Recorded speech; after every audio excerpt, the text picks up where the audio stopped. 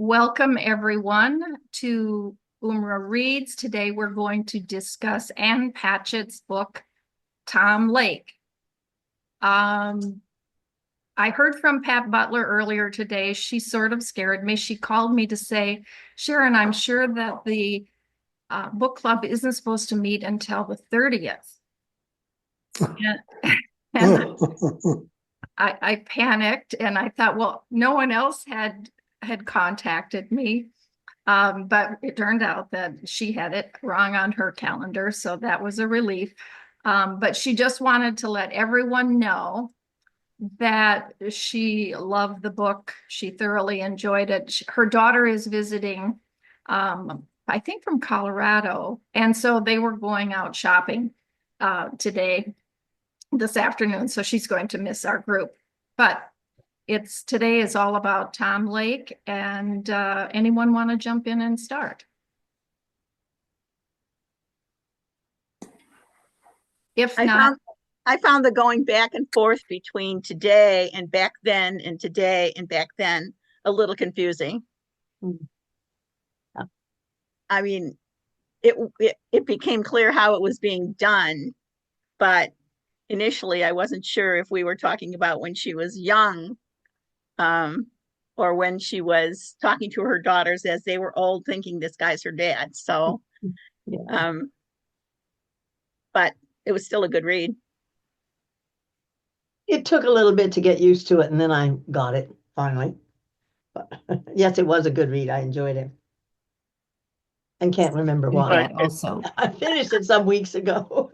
Yeah, it seems a lot of either going back and forth in time or back and forth between characters. You know, someone's point of view, next chapter, someone else's point of view. So usually you've got to kind of try to keep it all straight.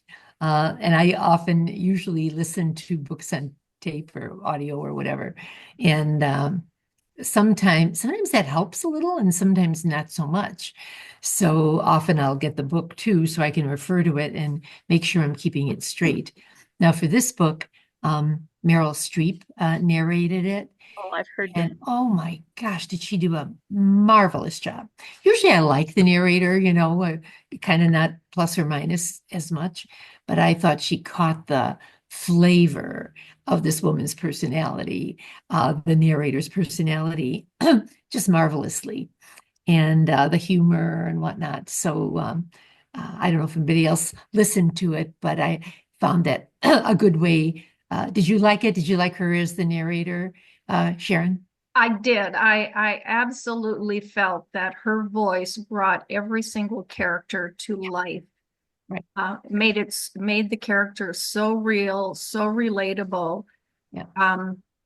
I actually had listened to this book some months ago, maybe 8 or 9 months ago, maybe. Ann Patchett happens to be among one of my favorite authors. I enjoy most of her books. I fell in love with her when I read Bel Canto. Oh yeah. Any of you read that? I think there's a movie too. I just love her technique. So maybe the second time I listened to it, which was more in the last couple of weeks, perhaps I was more familiar with where the story was going. And I just felt I connected with every character. I felt like I was living the story, both on the current side and the past side. Maybe because the past was kind of my era. But I loved her writing. I loved her description. I loved her relationship. The way she described her relationship with her daughters seemed so real. The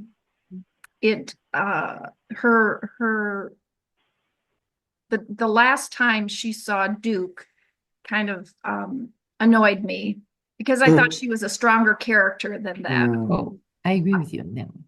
That she wouldn't have given in or allowed herself to be taken advantage of like that. But generally, I just give her 5 stars. I enjoyed the book. I liked the way she presented her story. I'm not sure how you would have told a story with the connection to her family. I love the way she connected her daughter's names to those important women in her life. So I 2 thumbs up, and I thought Meryl Streep was just outstanding. Yeah, did you? So Sharon and Susan, did you also read the book or just listen to it? Susan, you said I just listened to it Yeah, twice. I just listened to it because it was easy enough to track. Mhm. Sometimes in other books that have lots of characters and so-and-so's married to so-and-so and this kid and that, whatever, and then you really have to draw a picture. Like the last one, the Toni Morrison book we talked about. Oh my God, I did work off a family tree for that. But this one, the story was easy enough to follow once you got the back and forth straight, I thought. So no, with this one, yeah. I didn't have trouble with the back and forth, but I did think that the story sort of loped along, maybe creeped along, and you sort of wondered, what happened to Duke, Peter Duke? How did she end up with Joe? And that took a while to get through. I think if this were the second time through, then it would have been fine. But I thought she was well written, and descriptions of cherries in northern Michigan. Not that I know that much about them, but I know that they grow cherries. But I thought it was really more up the peninsula, not she uses going up to Traverse City. I would say going down to Traverse City, if it's northern Michigan. Anyway, I thought that it was well described. Would I read the book again? Probably not. It's not really my kind of book. Would I read a different book by her? Maybe not. But Marjorie, when we were talking last month, wasn't it you who said, I wonder how the men are going to, and then you stopped. I think it was Pat Butler that said that. Oh, Okay, no, I don't and remember saying, and last night, where was I? It was travel group or something. Last week, Oh, I don't remember. last month. I barely remember. I'm pretty sure. And Richard, you didn't like it. I did like it. This is the second time I've read it because our daughter actually gave it to Cindy for Christmas a year ago. So I read it a year ago. So this is the second time I've read it. I guess I'm particularly attracted to it because it connects you to Traverse City, and it leaves you with really a pretty good impression of Michigan and the Traverse City area also. So it's particularly for people from the state of Michigan would find some attraction to this book. It makes me want to move up to Traverse City. Not that I didn't already want to do that anyway. But, I just found it fascinating. Cindy and I also thought of that. Are they really modeling Tom Lake after Interlaken? And they did say Tom Lake is like an hour south of Traverse City, and Interlaken's not that far south. But I still think she might have had that idea something because of the Interlaken musicals and plays and stuff like that. So I don't know if that was an inspiration to her, if of any sort. But I don't know. I didn't have problems with bouncing back and forth with the characters. It blended a lot of things, the theater, the love affairs, and everything else together. I found it a very interesting book. my feeling about the love affair was that, what was it? It was really just sex. What? I'm not sure that the love affair was anything more than that. And maybe the last time they got together, as you said, Sharon, when they got together at the St. Asylum or whatever, It's sort of gross, but maybe that defined the whole, that just showed that the whole love affair was just that. Okay. Okay. Or maybe that's how you think what she think is trying to imply that happens all the time in the theater business. I don't know. Well, you remember when she ruptured her Achilles, Duke was nowhere to be found. He didn't help her. He didn't visit her in the hospital. He didn't pick her up. It was Sebastian that had the kind heart. Right. So Duke was just a selfish, self-centered guy. Very attractive guy. Very attractive.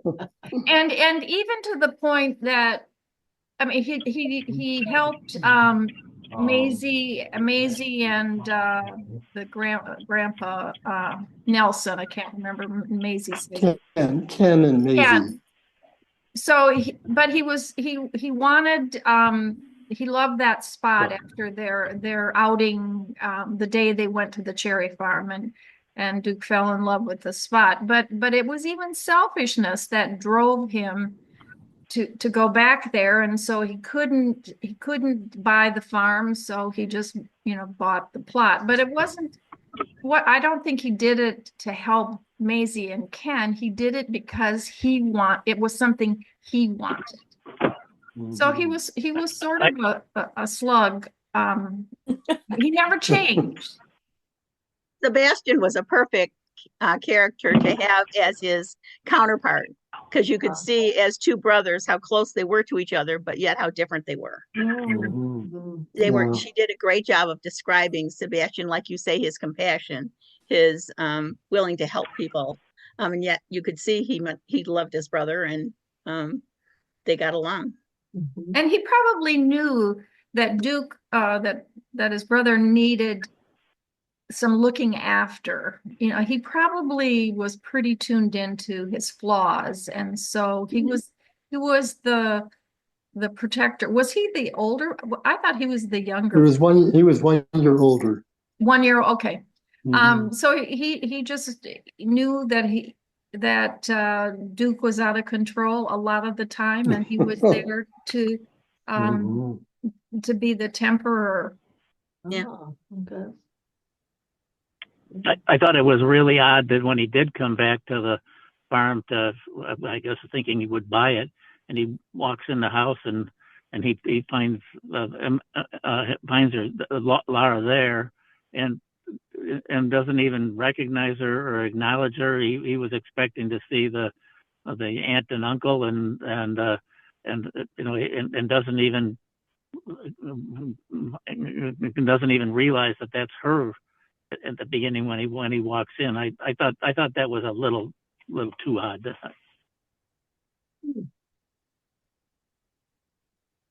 One of the things that surprised me was that the girls, Emily, Maisie, Nell, were really interested in this story with their mother, and yet here they were in their 20s already. Wouldn't they have heard this starting long before that in their past? I don't think so. I think that their mom didn't talk to them at all about that specific relationship until, was it Emily who decided that Duke was her dad, and then because they looked alike. And so all of a sudden she pursued that to the end where her mother had to give away all the information that she probably never would have told the girls. Well, weren't they, their family, they were all living together because of COVID. COVID, yeah, right. And they were talking about the Popcorn Man or the Popcorn King, the movie. And then Nelson, the dad, Joe walks in, and he said, well, your mom used to date Peter Duke. Yeah. So they really never, I don't think they ever put the pieces together until dad walks in and just kind of off the cuff said, well, your mom used to date that guy. Right. And then because he was a famous movie star, an Academy Award winning movie star, then they had to know the details. I mean, that I loved the way she developed the story. Mhm. Right. Well, that would make sense. I think I missed that part. I was thinking afterwards, what instigated this? Was it the fact that Peter Duke died, committed suicide about that time, jumped off his No, boat? it was just this that they They were didn't know watching the that. movie Mhm. and They were Peter said, fans.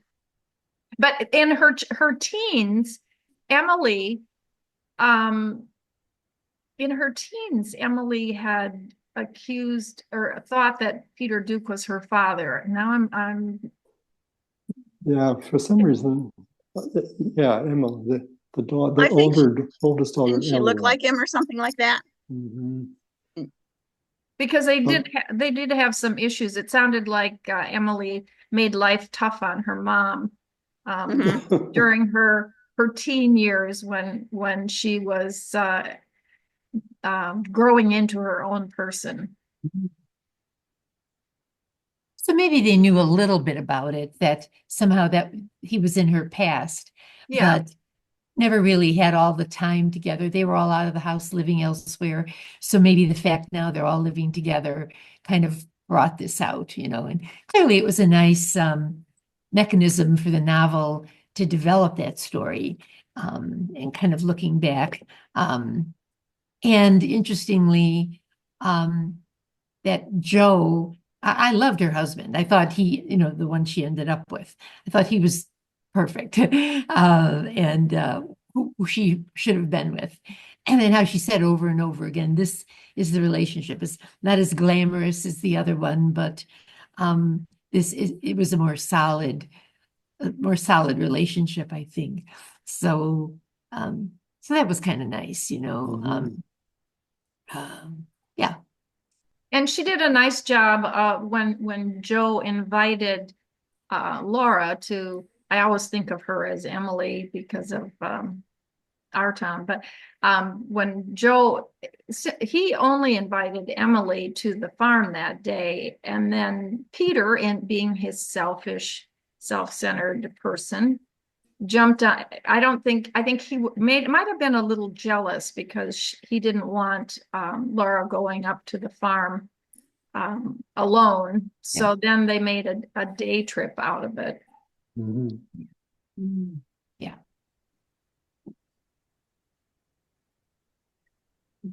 I listened to the book as well, but I did love Meryl Streep, but I listened to it about 9 months ago, and I didn't have time to reread it again. So, but I can tell you my initial thoughts were somewhat of what people have said. I love the part that of the northern Michigan and the cherry growing, and I have friends up there, so I kind of know the culture a little bit about how like those long-term families stay there and how they struggle and to keep their property, and when the season is not productive, etc. I just wondered if you weren't from Michigan, would you have enjoyed the book as much if you didn't know about cherries in northern Michigan and the cherry festival and everything that goes there? That was my only thought. Is like, oh, I'm from Michigan, so I really enjoyed that piece of it. But otherwise, I don't know if people would have enjoyed it as much. I did like the character development and the relationship with the daughters. I thought was excellent. And those were things that kind of remembered about the book the most, the reading of it and the character development. Would I read it again? Probably not. And that's why, well, I was out of town, so that was one of the reasons. But it just wasn't a book that I wanted to read again. And I had read some other ones of her other books, Bel Conte, and another one I think I read of hers. I don't remember. So I was familiar with her writing style, but I thought it was a decent book. It wasn't my favorite. I'll be honest, it really wasn't my favorite. So Well, the my cherry orchard. long-term memory of the book. Sorry. Yeah, no. The cherry orchard was what held it all together. I mean, they kept going back there, and that's where her grandparents were and her parents were. And so I think even if people weren't from Michigan per se, it was more about the work they had to do and how they all worked so hard from dawn to dusk to get these cherries in, and something about sweet cherries and sour cherries and that kind of thing.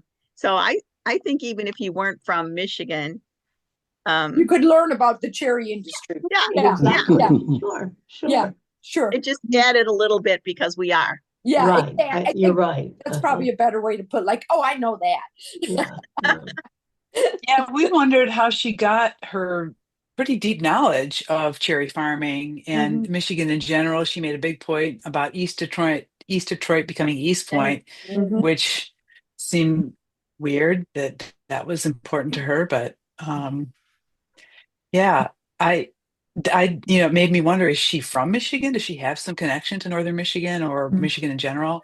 Um, yeah, I kind of the same as Maureen and others. I wouldn't read it again. It was okay. Um, I have three daughters, and they're grown. And I just remember thinking, of course, I never dated, an Academy Award-winning movie star. But if I started talking about what I did when I was in my 20s, they would run a mile away. They Like, especially if it had anything to do with sex or male relationships or any kind of relationships. They no they don't want to hear it. But I understand it was a good tool for her to use to explain what happened, and weave some interesting details in. Yeah, I thought it was okay. The thing about rereading a book is there's so many other books out there. right, I just exactly. always feel to myself, I don't want to reread this book, even if I really, really liked it, because I've got a list of 20 or 30 or 40 books that I still want to read. I'm So with you, Carol. Yeah, yeah. That's what I said last time. I said, boy, if I don't want you to pick any of the books that I recommend, because I probably have read them and I don't want to read them a second time. So even though I recommend them, I hope you don't pick them. according to Google, she was born in LA, California. Okay. Doesn't give me much other, Okay, but thank you. in 63. Um, Born the year after I started college. So I found 2 copies of this book at the Dexter first Saturday of the month library book sale. And I thought, wow, this is great. And I sent one to my daughter, and I said about reading it. This was probably October, maybe November. So some of the details, actually, you're jogging my memory of. But I thought it was just very snoozy, just kind of boring. And I don't know. I was kind of intrigued by the Our Town linkage, and it made me kind of want to read Our Town, because I remember my sister was in that play in junior high, and I even kind of recall, but I think she was, at least. Maybe I'm wrong. Maybe it was I remember. But anyway, so I was looking up like reactions to this book, and I feel like it kind of is like our group today. A lot of people just were pretty enchanted, really loved it, and just enjoyed it, and all of that. And then there were other people that thought it was kind of boring or slow. And so, I was kind of in that group. I do love this author, though. And I read Bel Canto, and my girls got me, there's a new book out this year. It's the 20th anniversary of Bel Canto. And she went through it and wrote down different things that she was thinking as she wrote the book. And so I'm kind of intrigued by that. And, I intend to read it again. And sort of look at that. Because throughout, it's like, it looks like she wrote in pen in all the margins and stuff as a commemorative edition. So they know how much that I really like the author. And I think one of the books recently was The Dutch House. And that was, I just had a little bit more going on that one that kept me more interested. But I didn't hate it. I didn't hate the book, but I didn't want to keep it. So at the travel group, I gave it to Sally. And Sally, are you going to pass it on?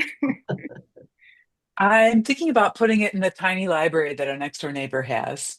Oh, that's a good idea. Yeah. You're making me wonder if I was enchanted more with Meryl Streep and her delivery of the content. I wonder how I would have reacted had I read it.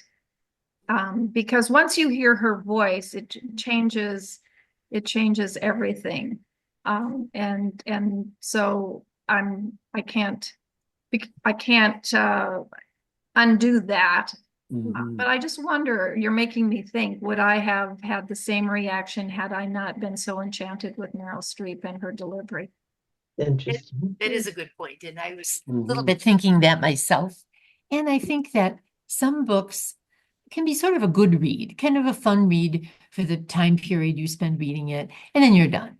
Mhm. And then there's other books that are more intriguing, and maybe when you're done with them, you feel like you've kind of learned something, and so I'm not sure that was this one. This was more of a kind of a fun read. I enjoyed the time I spent listening to it. But also then, what books are good for a book club?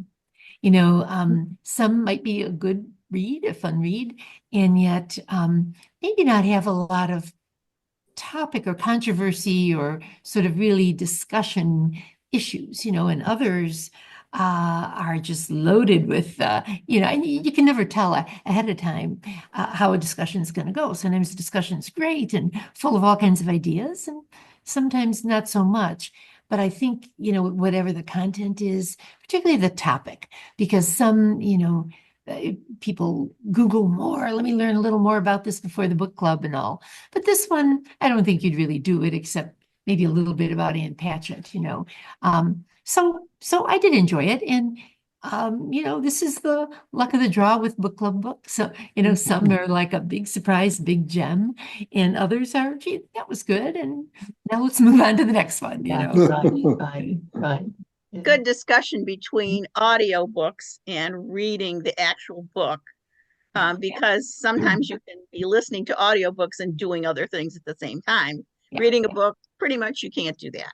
And the other thing is that I'm listening to an audiobook and I find it fascinating, but I know it's not a book I would want to read page by page by page for some reason. And some of it's because of the character who presents it or the reader.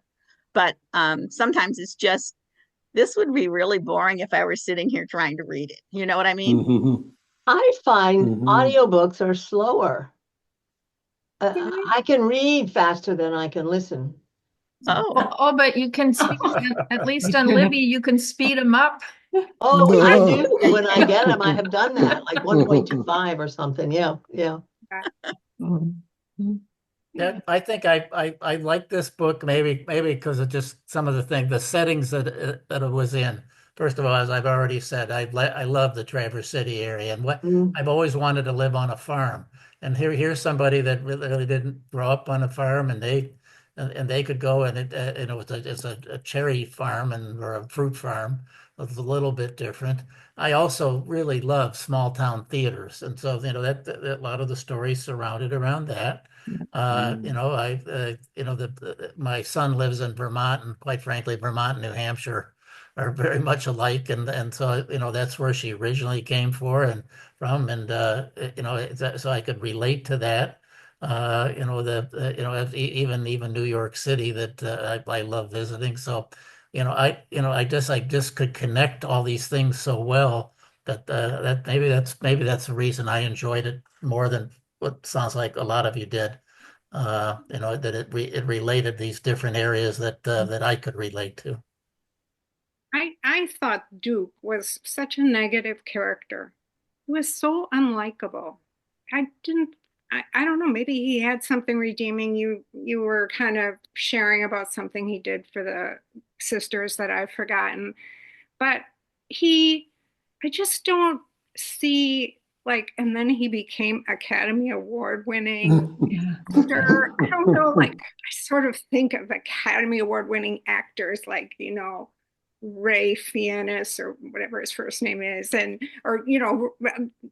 but this guy, he's just like this thoughtless, self-centered dude. And sometimes I have to admit that, especially they featured him like so positively, it seemed like. And so I guess I thought that was tiresome, and he wasn't worth it. Well, I think Duke was presented because of his physical attributes more. I mean, how he looked and his hair and his good looks and The hunk. and that's very surface. So he had a nice personality too. Apparently, he could interact with people easily, and he could be somebody else easily too. So he was kind of a mixed bag. I didn't see him as positive or negative, but he was lonely, I think, in the end, and he, like the other people, enjoyed the one day he spent on that farm. Everything was genuine and it was real, and he liked that. And maybe he didn't have much of that the rest of his life, I don't know. But he knew that was good for him, and he liked that. I really enjoyed the cherry bit. I've seen those trees shake. Took my mom and dad were up there, and we pulled over because they were shaking the trees. And my dad loved cherry pie. That was his favorite. So we got to see that. We got to talk to them, and then we went to the factory and everything after that. And so that was really nice for my dad. And you don't read about that very often in books. And I just really appreciated all of that, everything about the cherry and the farm and how hard they work and everything. I don't know about I guess I don't know what previous comments have been made because I just joined a little bit ago, but I don't know that girls want that much detail about their moms. I was a little surprised, and I thought, well, gosh, or that she would share it. But I think the thing here in the book, the hook, is that Emily thought Duke was her dad. And that changed everything, because you have to deal with that somehow, some way in the family. She had to deal with that, the mom, because Emily didn't know. And she didn't believe, and Joe, or the dad too, he, that affects him too, because that's his daughter. So she did keep the one secret from them though. And I think that was probably wise. It just talked about, what she was going to share. And I think that helped her daughters. And really, you could see the personality of her daughters and the way that they handled the information, the way that they responded to it. And Nell and Maisie, the veterinarian, and Emily, they all were very different in their responses to it and everything. So I kind of enjoyed that. I kind of wonder, where did this story come from with the author? And they didn't say anything about her having children, but maybe in her own family, what she grew up in. I don't know. But anyway, I don't know where she learned about the cherries. And she didn't explain, like the other author gave this big thing about what was real and what wasn't in the book and all that. She didn't do that. But my brother lives in Nashville or near Nashville. And when I go down, I might look up that bookstore and I think you should. Oh, yeah. I would too. and see if Be she's fun. around. She may not be, but Yeah. Of course, you'd be hoping to run into her. I would hope to run into her. Yeah, I would like to talk with her about the book. Yeah.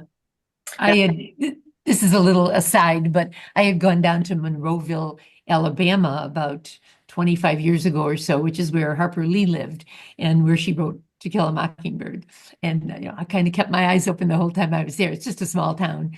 But by that point, she was in a nursing home. So she wasn't out and about, having coffee in the restaurants. But it's always fun if you think you might run into an author or someone you really like. Yeah. Well, but people who worked there might know her too. Yeah. Yeah, sure. Could talk. Judy Bloom lives here in Key West and owns a bookshop, and it's not uncommon for me to walk into her bookstore, and she's there and loves to talk to people and loves to talk about writing and authors. So if that author were there, I bet if Ann Patchette were there, I know you would have a fabulous conversation. Yeah, that's really nice to know that you have that access. And what is do you remember Tales of a Fourth Grade Nothing when your kids were little, and like Fudge and Super Fudge? I think she's wrote those children's books, and I think she's been really active and an activist around banned books, and so that's been really kind of cool. Do you engage her in conversation now and then? Oh yeah, I mean, she is very, very, very approachable.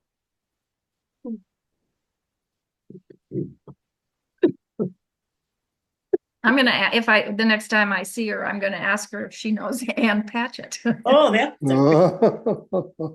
yeah. Then you could let us know.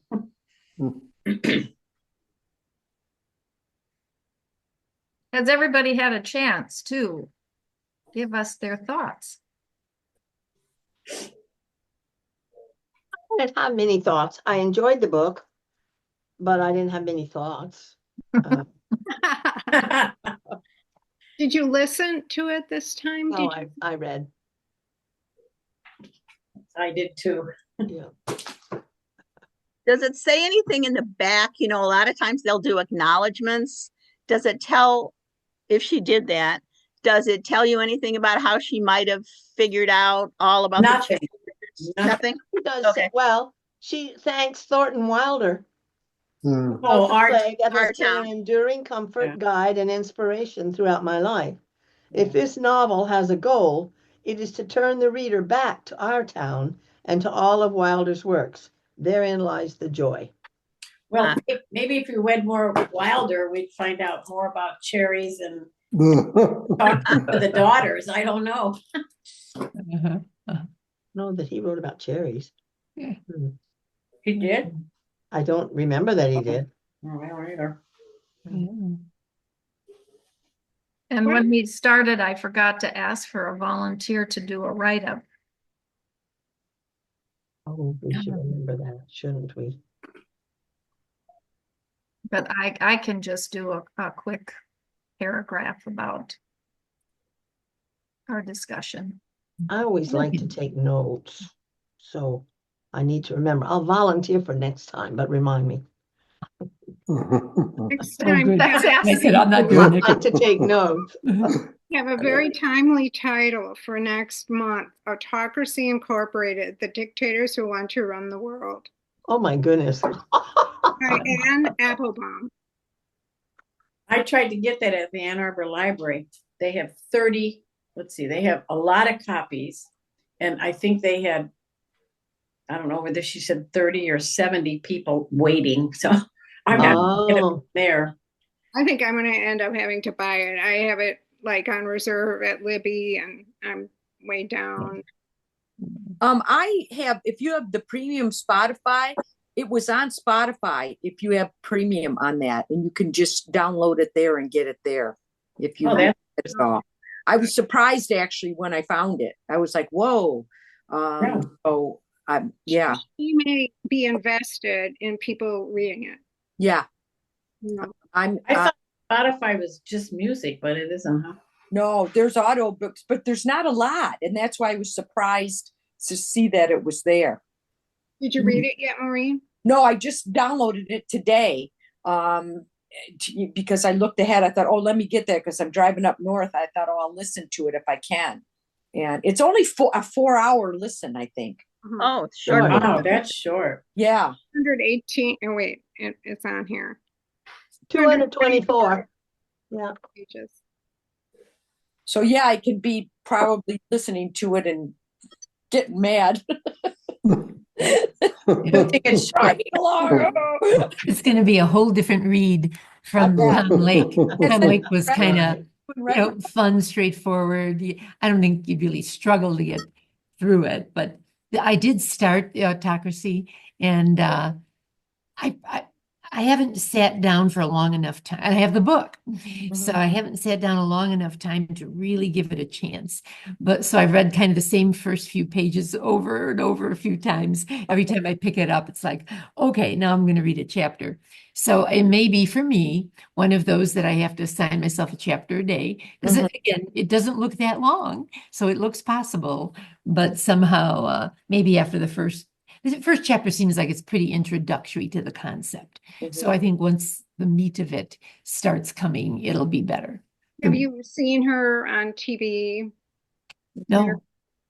She's interviewed a lot because she's an authority on the subject. And but I think, like, unlike some of our other books, it's not entertaining. But, kind of like Cast, that was one that is memorable to me because it wasn't entertaining at all, but it was really an important and Powerful. how the word is passed. Yeah. Oh, I love that one. Very powerful, but very disturbing. And so I think this is one of those. So, yeah. Right. It's sort of a trade-off. You might have to work a little harder to get through it, or maybe not, but I will. And but then I think at the end, it's like, whoa, my guesses will have more thoughts and reflections about, everything that's going on and then some. Yeah. It's certainly not a title that I would look at in a bookstore and think, I've just got to read that. Exactly. Stephanie, did you nominate that book? I did. I mean, you should have seen my nominations. I had like the Frederick Douglass autobiography. I had, of course, the James. I had the John Lewis for the biography. I mean, I really was like in this mode of what's timely, what do we need to read and think about right now. So have you read that book already or not? Which one? Next month's book. No, but every time she comes on, I really listen. Oh, you've seen her, right? Oh, good.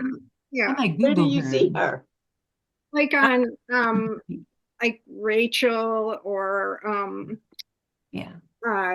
Lawrence. Oh, I don't know who she is at all. Okay. She comes on, or just different shows like that. Yeah. I mean, because she's a legitimate authority on the subject. I know Tim Snyder. I think I nominated on Tyranny or on Freedom. He's a very powerful writer. I get him on Substack. So I was glad that one of them got chosen, and I don't know if it's going to be. I think it'll be a hard one to read, but I think that it is timely and important. It's not that unlike the one we read this year, though, was it? Where it's about the disinformation, or no? Yeah. McQuaid's book. Yeah. Barbara's book. Yeah. It was really a good book. Yeah. It was a little dry, but we talked about how she had it organized and stuff, and wow. And this is a time in history where we have to be reading the tough stuff. I agree. Yeah. I read a book about, I can't remember where I heard about this, somewhere online, someplace. Anyway, the book is called Master of Change. And it's written by a 38-year-old guy. And he is an adjunct faculty at Michigan. So I think I'm gonna ask them if they can get him as a speaker. Oh, Yeah, he lives in North Carolina, so I don't know how he manages that, but maybe he does a weekend thing or something. I don't know. online probably. But it was when I read about somebody wrote an article about the book, I guess. When I read about it, I thought, wow, 38 years old and he's writing this stuff. And I thought, he's really sharp. And then when I read that he teaches that he's an adjunct at Michigan, I thought, oh, so I've asked my library to order that book. And I think that would be a great book for people to read today too, in our times. Say again what the title is? It's called Master of Change. I don't think it's going to come out until September. Oh, okay. I get his name. I think it's Brad Schulman. Let me look.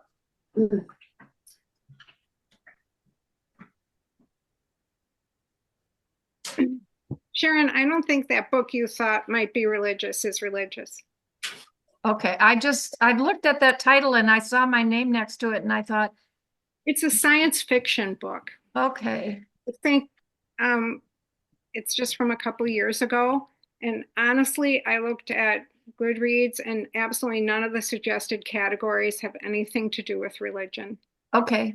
For some reason, I thought that when I looked up, I thought, I don't remember that. And then I looked up the title and I thought it was very, very religious. And I thought, but they picked it.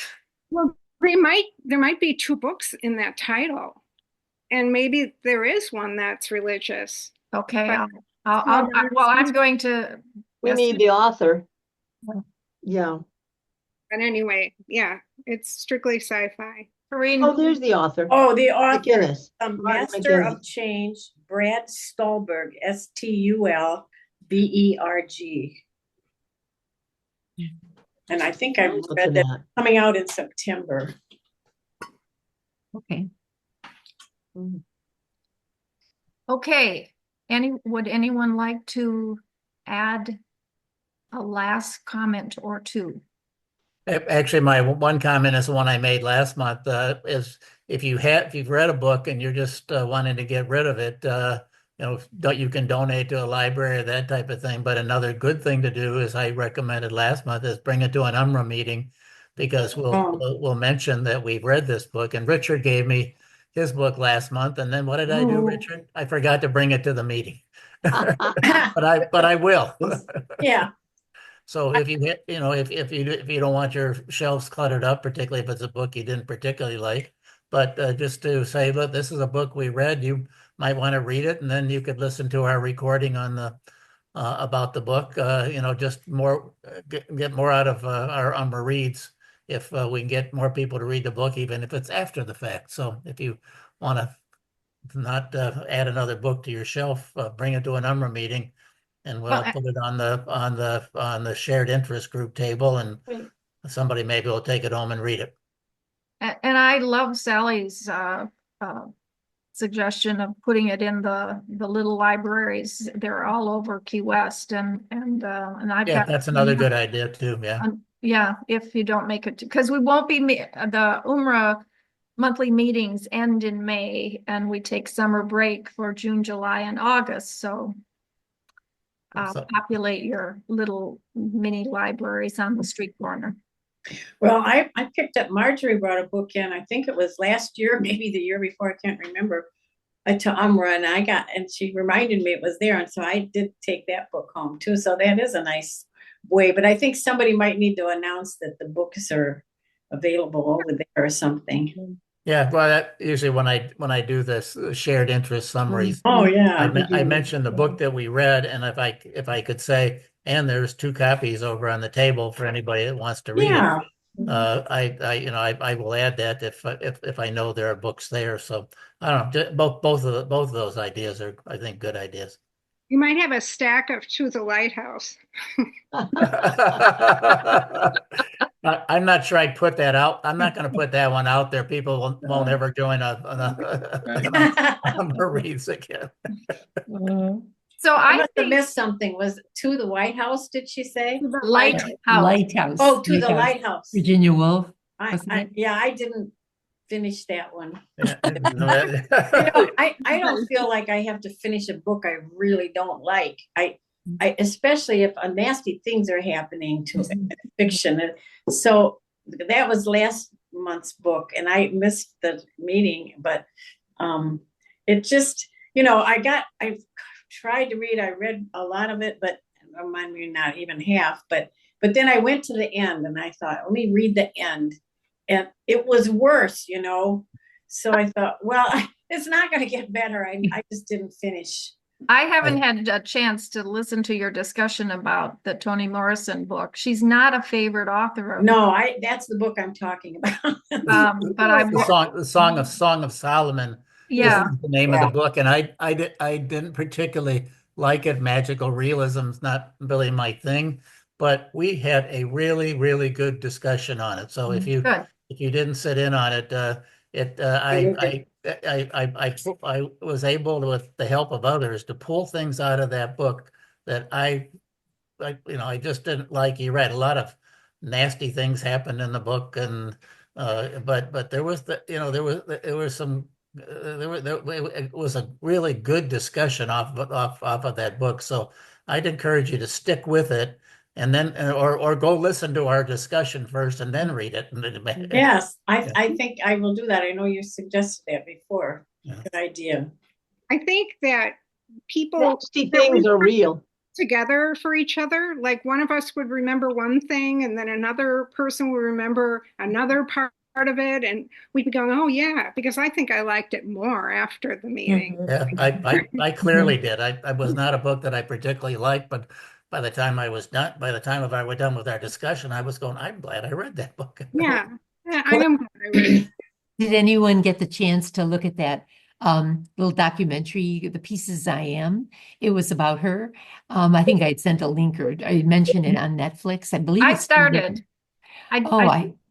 Yeah, I thought it was fascinating because she talks a lot about her books. It's not, I mean, you get a little bit about how she grew up, but it's all about her and her books and her thinking. And I think she's just, I was mesmerized. I love listening to her, so, but anyway, I watch it if you want, but it adds even a little more to our discussion that we had. So those who are there may want to look at it. I haven't got to that yet, but I did really appreciate you sending that out. That was great. Sure, no problem. I found it and I put it on my list.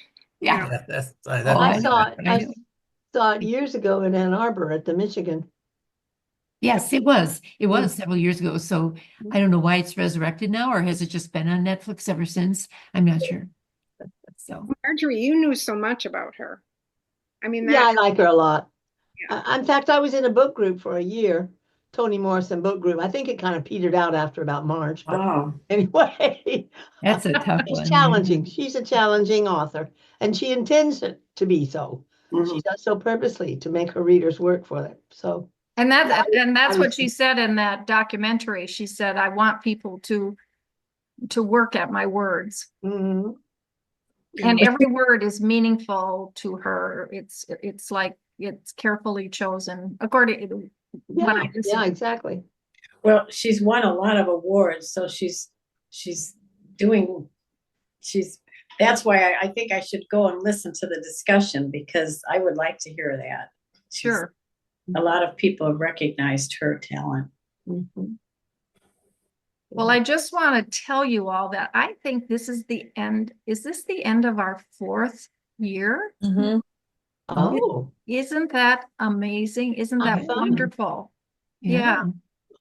Wow. So, thank you all for being part of this. The reading group, our UMRA Reads, was the very first interest group that was formed when Al had the idea of forming interest groups, and I said, well, I'll see if I can get a book club together, and we've been going strong. Remarkable.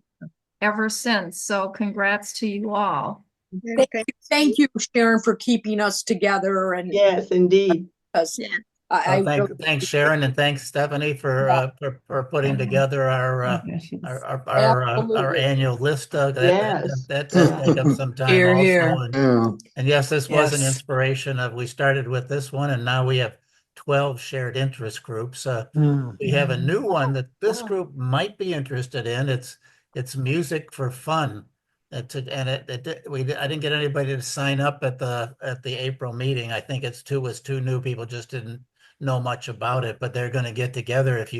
If you have some instrument that you play even occasionally, and to get together to actually share some music together, I think could be something that once it gets going will be another one that will actually a lot of people will enjoy. So if you got any, you don't even have to have a lot of musical talent. If you just enjoy music and play an instrument, you might think about joining that group. Sue Sure, Bates. I'd like to be a neighbor of wherever that is held. You probably could just come and listen too. That wouldn't be so bad. Sue Bade is actually organizing that group, so I think it will be a really good one. But people might be a little shy in stepping forward, so I'm trying to promote that one a little bit. Super. Well, I appreciate Sharon and Stephanie too. I was amazed how many books were nominated. It was I mean, it was great. It was 105. Wow. And every year I write them all. Last year I wrote them all down and by hand, but I don't think there was that many. This year I was able to copy I don't know how I got it. Like I got it. Maybe I did write them down again. I don't remember. But anyway, it was really, really nice to see that. And it's so easy to use, Stephanie, too. So it went really slick. Well, thank you. I mean, it's the program on Google, but I think that list of nominations is kind of like something we can use ourselves to find books too, because like right now I'm reading Madam Secretary about Frances Perkins, and I'm just finding it so interesting. You know, she's the person who actually put together Social Security under FDR. But she did a lot of other stuff too. But anyway, that list is a great list. And that's why I copied all down. Yeah. This is my go-to, and I mark the ones that I like, that I voted for, or that I would like to read. And then I do my vote. So I know which ones when I first read everything on the computer about each book, then I mark the ones I liked, would want to read, and then vote. So it's a great list you can go back to for years, Sometimes these books even inspire you in other ways. Rose Code I particularly liked this last year. And Bletchley Park, so much so that I've been wanting to go to England. And so Cindy and I are going to England, and we're going to London. And Bletchley Park is definitely going to be on one of our places to go. Oh, how exciting. Fantastic. All because I read that. I knew a little bit about that before we read the book, but nothing like what that is. And now I've read a whole lot more about it. That did fascinate me. So it is. Pardon me? Yeah, that book, somebody told us about the Bletchley Circle too. That's on PBS, and I haven't seen that yet, but I'd like to see that. But that's wonderful. I'd love to hear about, and I'm sure the other ones love to hear about your trip when you go. Yep, I'll give you a report, and I'll be gone for next month's meeting, but maybe the month after that, I'll give you an update on how that helped. So that, like I said, these books inspire you in a lot of different ways. Yes. Mm-hmm. Okay, I'm going to stop the recording. Okay.